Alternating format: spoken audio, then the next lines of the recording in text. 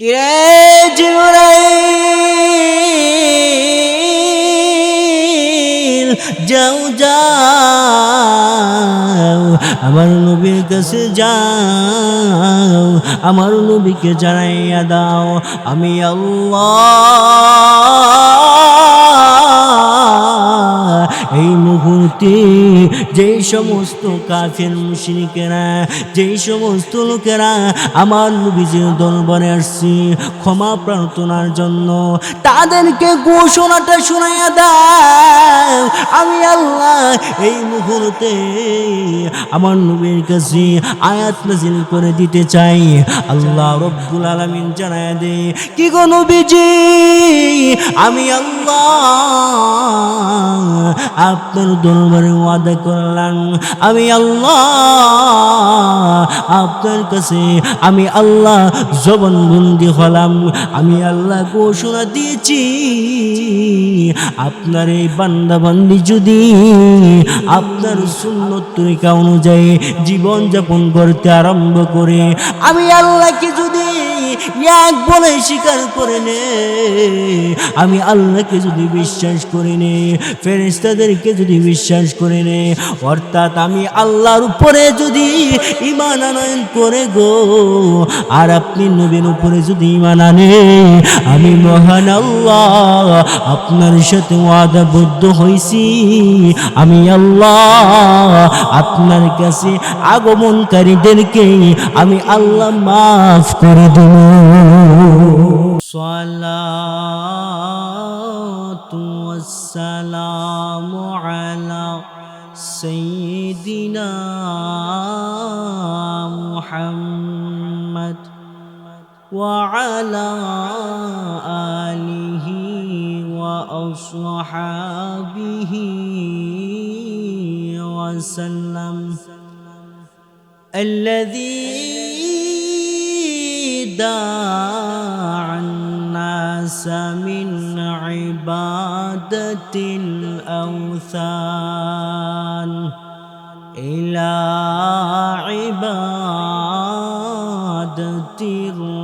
الرحمن، ونشهد أن لا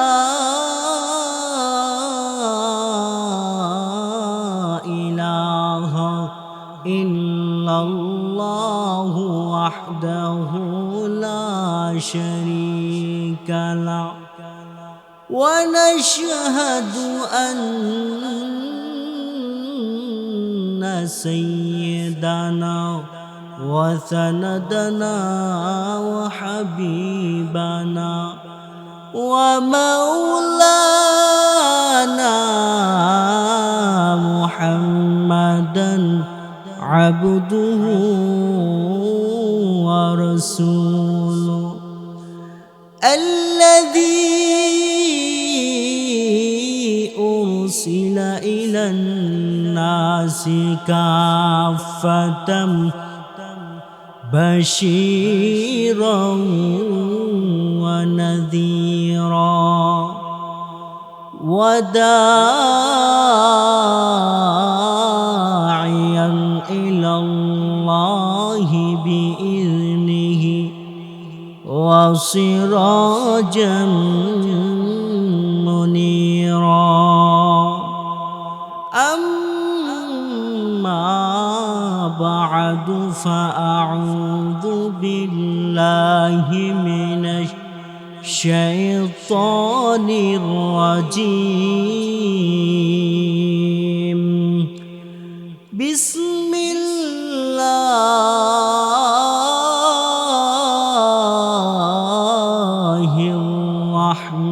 الرحمن الرحيم. إنما تنذر من اتبع الذكر وخشي الرحمن بالغيب، فبشره بمغفرة وأجر كريم. صدق الله وقال تعالى في شان حبيبه ومحبوبه ومعشوقه مخبرا وآمرا إن الله وملائكته يصلون على النبي يا أيها الذين آمنوا صلوا عليه وسلموا تسليما بلغ العلا بكماله كشف الدجى بجماله حسنت جميع خصاله صلوا عليه وآله محبت شهد کو ذکر کر لا الہ ماشاءاللہ محبت لا الہ الا اللہ لا الہ حسبي ربي جل الله ما في قلبي غير الله حسبي ربي جل الله ما في قلبي غير الله نبي محمد صلى الله نبي محمد صلى الله لا إله إلا الله لا إله ما شاء الله محبت إلا الله لا إله لا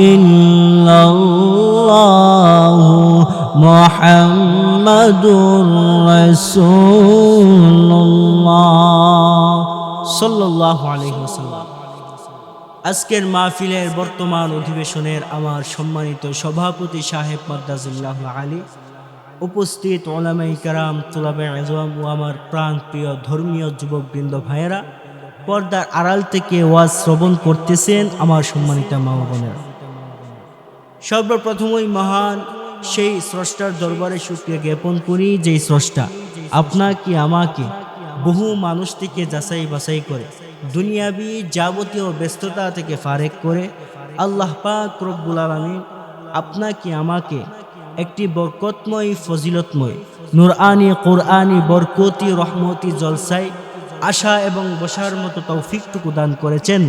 আরও শুকরিয়া জ্ঞাপন করি যেই স্রষ্টা আপনাকে আমাকে সবাইকে আখিরি জামানার নবীর উম্মত হিসাবে এই দুনিয়ার বুকে পাঠাইছে। সম্মানিত উপস্থিতি, আমি আপনাদের সম্মুখে পবিত্র কালামুল্লাহ শরীফের সূরাতুল ইয়াসিন থেকে দুখানা আয়াতে কারিমা তিলাওয়াত করেছি। আমি আমার তিলাওয়াতকৃত দুইটা আয়াতে কারিমার আলোচনাটুকুকে আপনাদের সম্মুখে রেখে সুন্দরভাবে এ টু জেড দুইটা আয়াতে কারিমার আলোচনাটুকু আমি সংক্ষিপ্ত আকারে, সময় যেহেতু খুবই কম দেওয়া হয়েছে, আমি আল্লাহ পাকের তৌফিক অনুযায়ী আপনাদের সম্মুখে দুটি আয়াতে কারিমার এ টু জেড আলোচনা আমি উপস্থাপনা করার চেষ্টা করব। মা তৌফিক ইল্লা বিল্লাহ। মুহতারাম হাজিরিন, আল্লাহ পাক রব্বুল আলামিন আমার তিলাওয়াতকৃত আয়াতে কারিমাতে বলেন, ইন্নামা তুযিরু মান ইত্তাবা'a যিকরা ওয়া খাশিয়ার রাহমান বিল গায়ব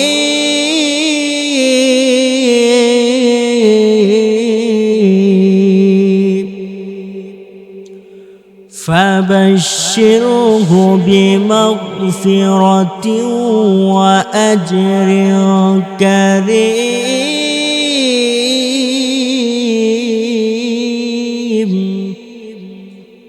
الله تعالى বলেন إنما تنذر من اتبع الذكر وخشي الرحمن بالغيب প্রথম আয়াতে আল্লাহ তাআলা দুইটা বিষয় আলোচনা করছে, অর্থাৎ বান্দাবান্দিকে দুইটা শর্ত দিছে। কয়টা শর্ত দিছে? দুইটা শর্ত দিছে। এরপরে যে আয়াতে কারিমাটা আমি তিলাওয়াত করেছি, সেই আয়াতে কারিমাতে আল্লাহ দুইটা প্রতিদানের কথা বলছে। প্রথম শর্ত, পরে হলো ফলাফল, প্রতিদান। আল্লাহ তাআলা বলেন إنما تنذر من اتبع الذكر وخشي الرحمن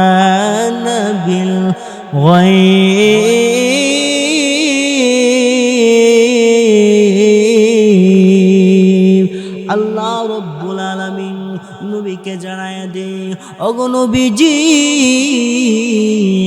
আপনি আপনার উম্মতদেরকে ভয় প্রদর্শন করুন, জাহান্নামের ভয় দেখান, কবরের আযাবের ভয় দেখান, পরকাল সম্পর্কে অবগত করুন। এরপরের অংশে আল্লাহ রব্বুল আলামিন বান্দা বান্দিকে জানায় দিয়েছে, কিরে বান্দা, কিরে বান্দি, আমি আল্লাহ তাআলাকে না দেখা বিশ্বাস করো, আমি আল্লাহর জাহান্নামকে বিশ্বাস করো, কবর যে আছে সেটাকে বিশ্বাস করো, আমি আল্লাহর সৃষ্টি জীবকে বিশ্বাস করো। আল্লাহ রব্বুল আলামিন বান্দা বান্দিকে জানায় দিয়েছে, কিরে বান্দা, কিরে বান্দি, এই দুইটা শর্ত যদি পালন করতে পারো, এর বিনিময়ে আমি আল্লাহ তোমাকে দুইটা প্রতিদান দান করব। দুইটা প্রতিদান আল্লাহ দান করবে। فبشره بمغفرة وأجر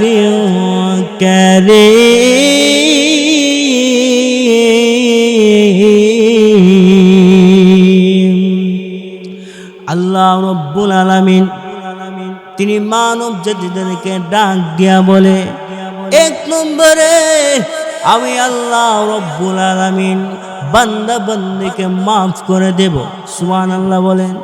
আল্লাহ রব্বুল আলামিন প্রথম নম্বরে জানায় দিয়েছে, প্রথম নম্বর প্রতিদান হলো আমি আল্লাহ বান্দা বান্দিকে মাফ করে দিব। দ্বিতীয় নম্বরে আল্লাহ রব্বুল আলামিন বান্দা বান্দিকে জানায় দে, আমি আল্লাহ বান্দা বান্দিকে সম্মানজনক প্রতিদান প্রদান করব। কয়টা জিনিসের বিনিময়ে? দুইটা জিনিসের বিনিময়ে আল্লাহ পাক বান্দা বান্দিকে দুইটা প্রতিদান প্রদান করবে। এক নম্বর হলো বান্দা বান্দি আল্লাহ পাককে ভয় করতে হবে, কবরে আযাবকে ভয় করতে হবে, জাহান্নামের আগুনকে ভয় করতে হবে, সব কিছুকে ভয় করতে হবে। দুই নম্বরে আল্লাহ বলেন আল্লাহ পাককে বিশ্বাস করতে হবে। না দেখা আল্লাহকে বিশ্বাস করতে হবে যে আল্লাহ একজন আছে, তিনি একক, তিনি অদ্বিতীয়। না দেখা আল্লাহকে ভয় করতে হবে।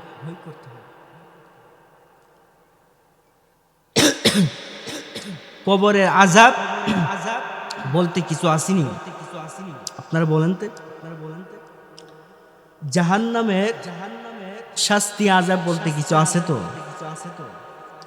সেগুলোকে বিশ্বাস করে নিতে হবে। এই দুইটা কাজ যদি বান্দাবান্দি করতে পারে, এর বিনিময়ে আল্লাহ পাক রব্বুল আলামিন বান্দাবান্দিকে দুইটা প্রতিদান দান করবে। এক নম্বরে আল্লাহ পাক বান্দাবান্দিকে ক্ষমা করে দেবে। দুই নম্বরে আল্লাহ পাক রব্বুল আলামিন বান্দাবান্দিকে সম্মানজনক পুরস্কার প্রদান করবে। কি জনক? সম্মানজনক প্রতিদান আল্লাহ প্রদান করবে বান্দাবান্দিকে। কয়টা গাছের বিনিময়ে বলেন তো? 2টা গাছ। এই জন্য এই 2টা গাছ আমাদের করার দরকার আছে।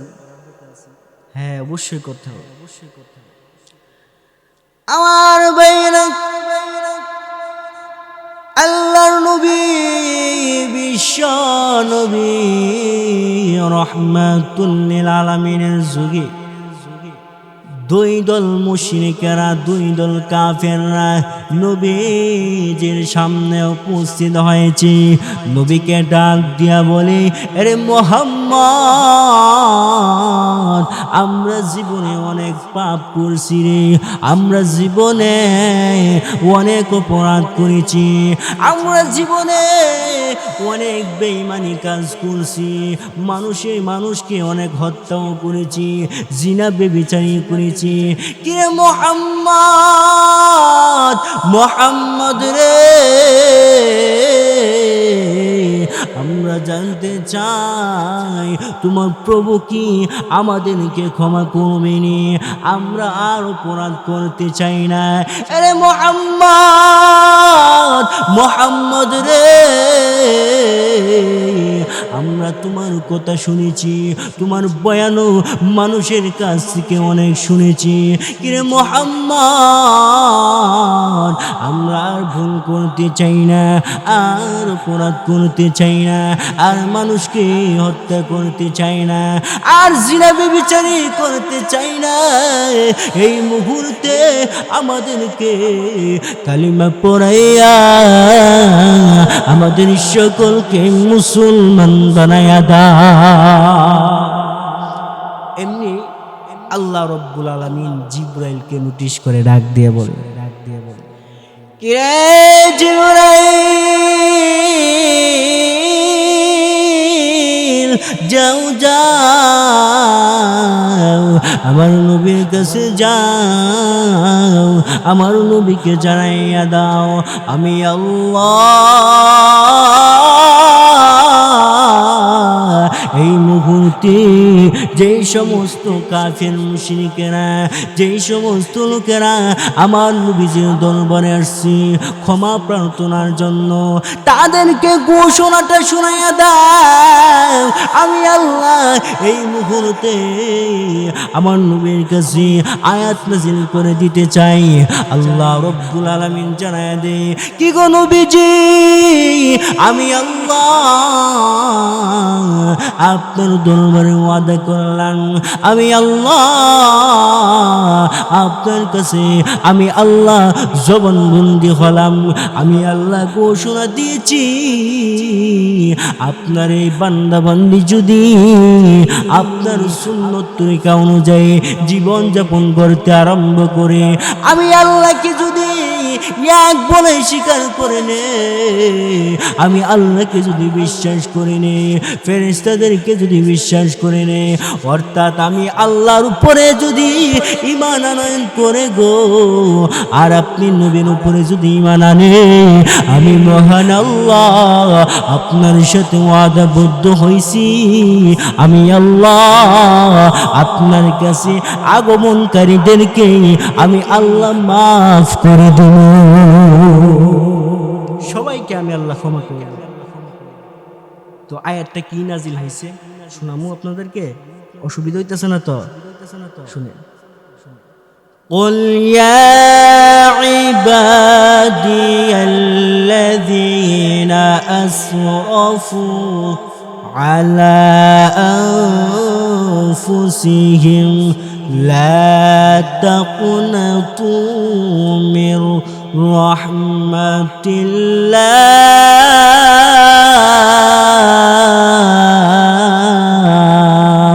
إن الله يغفر الذنوب جميعا إنه هو الغفور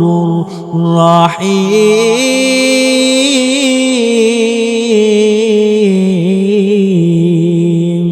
আল্লাহ রব্বুল আলামিন নবীকে জানায়া দে, ওগো নবীজি নবীজি গো আপনি তাদেরকে জানাই দিন আমি আল্লাহ তাদেরকে মাফ করে দিন যদি তারা আমি আল্লাহকে বিশ্বাস করি আর আপনাকে যদি নবী বলে মেনে নেই। ওগো নবীজি আমি আল্লাহ সার্বক্ষণিক সময়ে বান্দা বান্দিকে ডাকি আমি আল্লাহর রহমতের দিকে আসার জন্য। দুনিয়াতে কোন অপরাধী ব্যক্তি যদি অপরাধ করে গো থানায় গিয়ে মামলা করা হয়, ওই ব্যক্তি জেল খাটে, আইন এবং প্রশাসনের লোকদের কবলে পড়ে যায়। প্রশাসনের লোকেরা তারা দৌড়াইয়া খোঁজাখুঁজি করে অপরাধীদেরকে তারা বের করে নেয়, গ্রেফতার করে তারা অ্যারেস্ট করে থানায় নিয়ে যায়। তাদের অপরাধের জন্য তাদেরকে শাস্তি দেওয়া হয়। কিন্তু আমি আল্লাহ আমি প্রভু আমি স্রষ্টা, এমন একজন স্রষ্টা যেই স্রষ্টার দরবারে কোনো বান্দা বান্দি যদি অপরাধ করে, কোনো বান্দা বান্দি যদি অন্যায় করে, আমি আল্লাহ শাস্তি না দিয়া আমি আল্লাহ বান্দা বান্দিকে মাফ করে দে। তিনি হলেন রহমান, তিনি হলেন রহিম, তিনি হলেন গফফার, তিনি হলেন সত্তার। দুনিয়া কারোর সাথে কোনো তুলনা করা যায় না। তিনি এমন স্রষ্টা, তিনি এমন প্রভু, তিনি এমন ক্ষমাশীল। বান্দা অপরাধ করবে, বান্দা পাপ করবে, আল্লাহ তাআলার কাছে ক্ষমা চাইবে, খাঁটি ভাবে আল্লাহ তাআলা ক্ষমার ঘোষণা দিয়ে দিবে।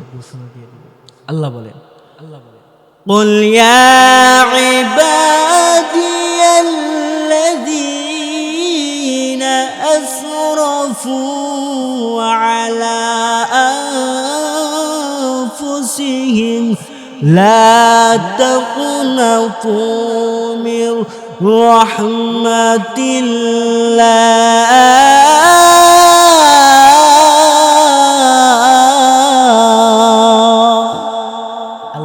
স্পষ্টভাবে জানাই দিয়েছে। কুল হে নবী আপনি বলেন ইয়া ইবাদিয়াল্লাযীনা আসরাফু, ও বান্দা বান্দি তোমরা নৈরাশ হও, আলা আনফুসিহিম লা তাকনাতু মির রাহমাতিল্লাহ, যারা নিজেদের নফসের উপর জুলুম করেছো, নিজেদের উপর অত্যাচার করেছো, তোমরা আমি আল্লাহর রহমত হইতে নৈরাশ হয় না। দুনিয়ার কারো কাছে যদি একবার অপরাধ করা হয় সে রাগান্বিত হয়ে যায়। সে বলে সে একটা অপরাধী, সে আমার কাছে অপরাধ করছে, তাকে সাজা দেওয়া দরকার। যদি দ্বিতীয়বার অপরাধ করে তাহলে তো আর কোনো কথাই নাই, ডাইরেক্ট কথা ছাড়া আক্রমণ। এইভাবে তৃতীয়বার যদি অপরাধ করে তখন আর তার দ্বারে কাছে যাইতে দেয় না, যদি এক রাস্তা দিয়ে দেয় আরেক রাস্তা দিয়ে জায়গা। এই হলো অপরাধী লোকের সাজা, তাকে মন থেকে ঘৃণা করে। আর উপরওয়ালা যে একজন আছে যিনি গফফার ক্ষমাশীল, তিনার গুণ হলো, তিনার বৈশিষ্ট্য হলো বান্দা একবার অপরাধ করছে আবার অপরাধ করছে, তিনি বলেন আমার দরবারে তুমি খাঁটি তাওবা নিয়ে আসো, খাঁটি ভাবে তাওবা করো, আমি আল্লাহ একবার নয়, দুইবার নয়, তিনবার অপরাধ করার পরেও আমি আল্লাহ তোমাকে মাফ করব। এখন চিন্তা করে মানুষের সাথে আল্লাহ পাকের কি কোনো তুলনা হয়? না না, তিনি মানুষের ঊর্ধ্বে, সব কিছুর ঊর্ধ্বে, কারোর সাথে কোনো তুলনা করা যায় না। একটা কাহিনী, একটা কিচ্ছা মনে পড়ছে, হযরত ঈসা আলাইহিস সালাতু ওয়াস সালামের যুগে একজন বাদশা ছিল। এই বাদশার একটা বৈশিষ্ট্য ছিল, বড় বড় জাদুঘর আনত। বড় বড় গায়ক গায়িকা আনতো, মানুষদেরকে জাদু দেখাইতো এবং গান শোনাইতো। যখন নাকি নিয়মিত এইভাবে সে জাদুঘর আইনা, গায়ক গায়িকা আইনা সে বিনোদন দিতেছে, তখন মানুষের ভিড় লেগে গেছে। মানুষেরাও অনেক মজা পায়, অনেক আনন্দ পায়। এই জন্য বাদশার ঘরের সামনে অনেক ভিড় করে মানুষের। তো একদিন হঠাৎ করে ওই যে জাদুঘর ব্যক্তি সে বলতেছে, বাদশা মহোদয়, আমি তো হঠাৎ করে দুনিয়া থেকে বিদায়ও হয়ে যাইতে পারি, আমার তো কোনো গ্যারান্টি নাই, কবে না জানি মারা যায়, কোনো শিওর নাই। তো আপনি একটা কাজ করেন না। বলে কি কাজ করব? বলে একটা লোককে আমার কাছে এনে দিয়ে, আমি যদি দুনিয়া থেকে বিদায়ও হয়ে যায়, এই লোকটাকে আমি শিখাইয়া যাবো। এই লোকটা সব সময় আপনার কথা শুনে মানুষকে সুন্দর সুন্দর বিনোদন দিতে পারে। মানে খেলাফত দিতেছে, খেলাফত। তো বাদশাহ মহোদয় এবার চিন্তা করে না, কথা তো বাস্তব কথাই বলছে, সঠিক কথাই বলছে। তো জাদুকরকে বলতেছে, আচ্ছা ঠিক আছে, অসুবিধা নেই, আমি একটা যুবক ব্যক্তিকে তালাশ করে আপনার দরবারে নিয়ে আসো।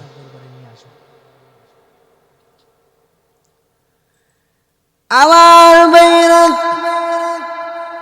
এই মুসলমান, এবার বাদশাহ মহোদয় অনেক তালাশ করে করে খোঁজাখুঁজি করার পরে একটা অসহায়, একটা গরিব ফ্যামিলির একটা যুবককে তালাশ করে বের করছে। ওই যুবককে এনে দেওয়া হয়েছে জাদুঘরের দরবারে। এবার একদিন যখন জাদুঘরের কাছে গিয়ে যুবকটা বিভিন্ন ধরনের জাদু শিখছে, এবার এই যুবক রাস্তা দিয়া হেঁটে হেঁটে যায়। একজন আল্লাহর ওলি, আল্লাহর একজন খাস বান্দার সঙ্গে দেখা হয়ে গেছে। এবার ওই আল্লাহর ওলি বান্দা ওই যুবককে ডাক দিয়া বলে, কিরে যুবক,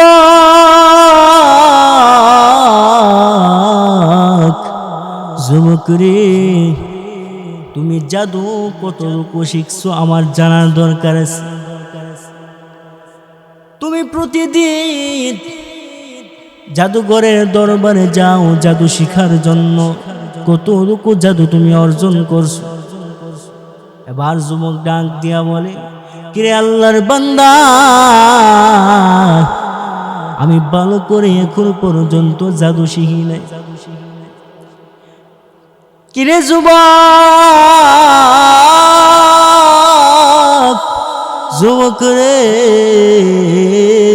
তোর ভিতরে কি আল্লাহর ভয় নাই? তোর ভিতরে কি জাহান্নামের ভয় নাই? তোর ভিতরে কি কবরে আযাবের কোনো ভয় নাই? তুই যে কাজ করার জন্য পা বাড়াইছিস, এটা তো কোনো ভালো কাজ না, এটা হলো সম্পূর্ণ হারাম কাজ। এটা কি কাজ? এটা সম্পূর্ণ হারাম কাজ। কিরে যুবক, তুই একটা অসহায় পরিবারের সন্তান, একটা গরিব ফ্যামিলির সন্তান, তুই সামান্য কিছু টাকার জন্য আর কোটিপতি হওয়ার জন্য, বড়লোক হওয়ার জন্য একটা হারাম কাজ কি তুই বেছে নিতে পারলি? এমনি আল্লাহর বান্দা ওই যুবককে ধরে ধরে কবরের পাশে নিয়ে গেছে। কবরের পাশে দাঁড়াইয়া ওই যুবককে ডাক দেয়া বলে, কিরে যুবক, যুবক রে, তোর মতো গরিব ফ্যামিলির লোকেও এই কবরে শুয়ে আছে, কত ধনী পারি পরিবারের লোক, কত অসহায় লোক এই কবরটার মধ্যে শুয়ে আছে, কত ডাক্তার, কত হুজুর বক্তারাও পর্যন্ত এই কবরের মধ্যে শুয়ে আছে। এই কবর এমন একটা জগৎ, যেই জগৎ কাউকে ছাড় দেয় না, যেই জগতে কোনো সাথী নেই, যেই জগতে কোনো বাতি নাই, এমন একটা জগৎ, যেই জগৎ হলো ভয়ঙ্কর। যারা ঈমান ও আমল না নিয়ে যাবে রে কবর, তাদেরকে একটা মুহূর্তের জন্য ছাড় দেবে না। আমার ভাইয়েরা,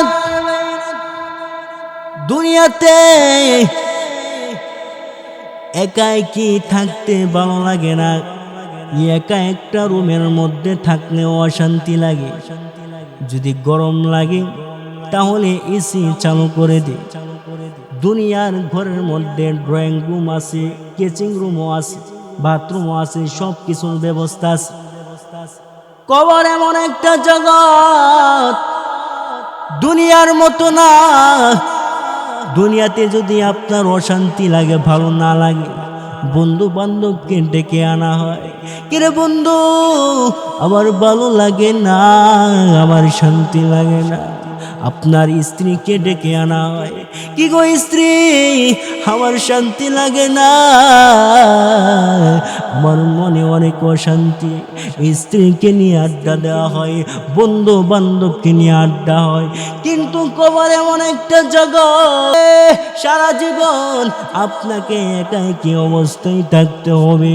যেই কবরে কোনো সাথী নাই, যেই কবরে কোনো বাতি নাই, এই কবরে যখন আপনাকে শোয়াইয়া দেওয়া হবে রে, এই কবর এমন একটা জগৎ, যদি ঈমান আমল না নিয়া এই কবরে যদি আপনি আমি অবস্থান করি, মুসলমান, এই কবরটা কেমন ভয়ঙ্কর জগৎ, এই কবরটা কেমন একটা ভয়ঙ্কর ঘর।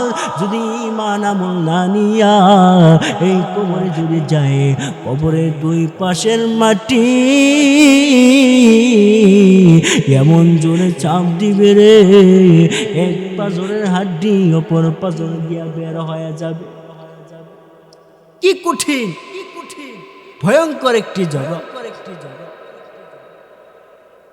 এবার এই যুবক কবরের আযাবের কথা শুনে, জাহান্নামের আযাবের কথা শুনে, এবার এই যুবক চোখের পানি ছেড়ে দিয়া কান্না আরম্ভ করছে। কি গো আল্লাহর ওলি, আল্লাহর ওলি গো,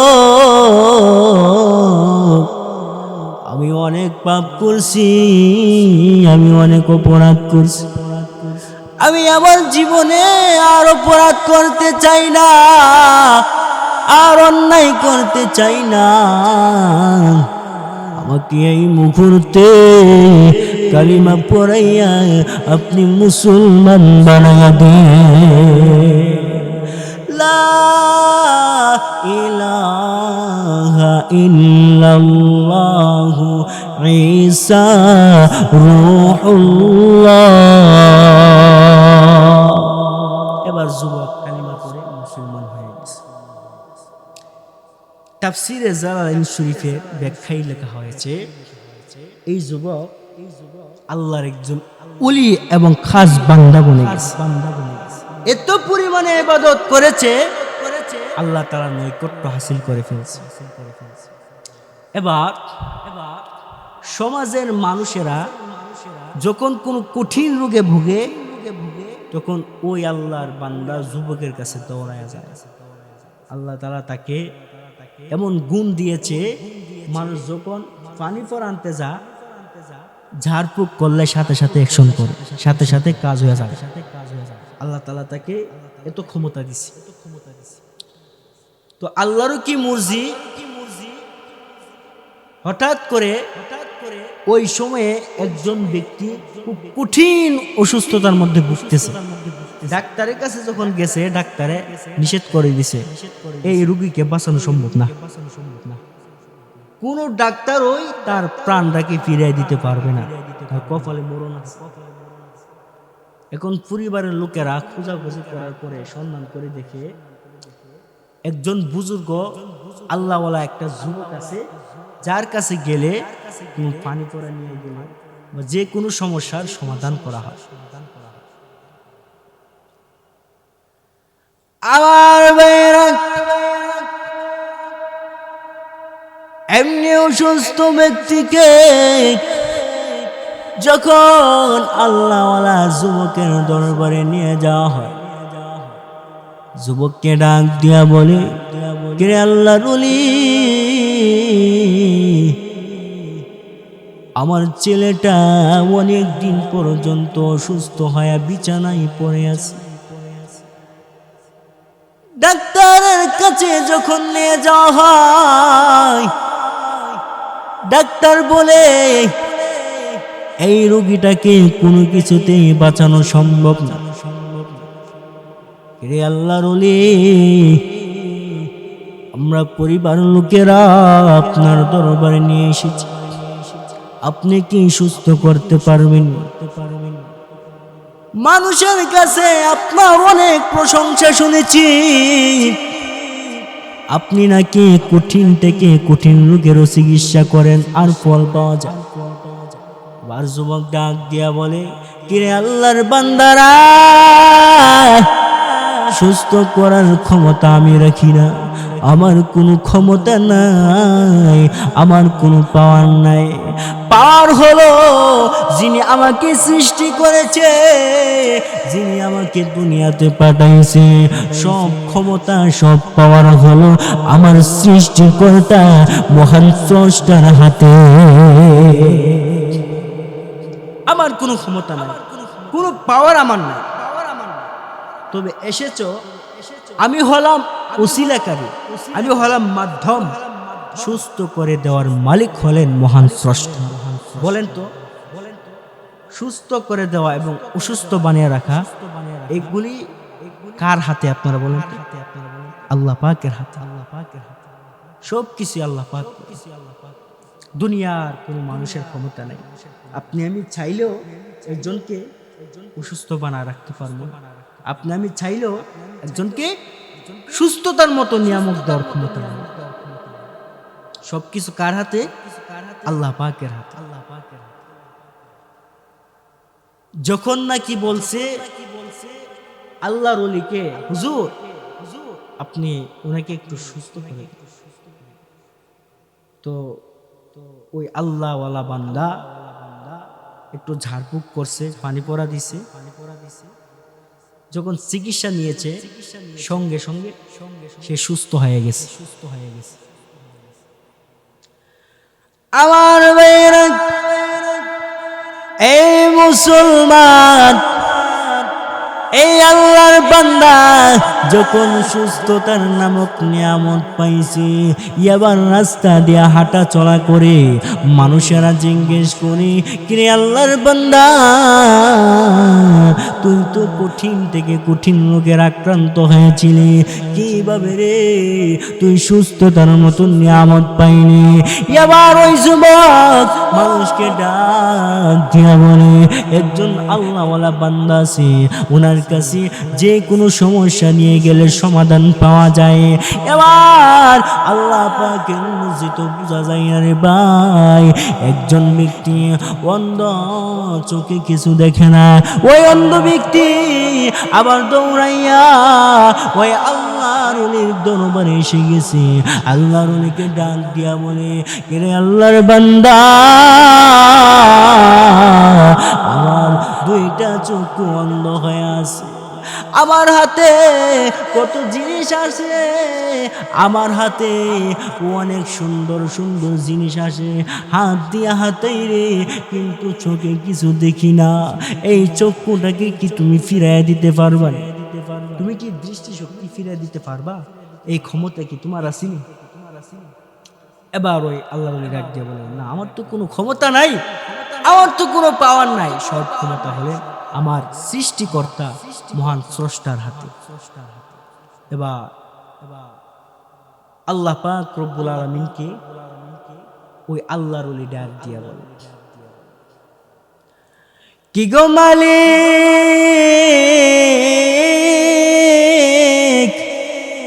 মালিক রে, আমি আপনার একজন নগণ্য বান্দা, আমার হাতে কোনো ক্ষমতা নাই, কোনো পাওয়ার নাই।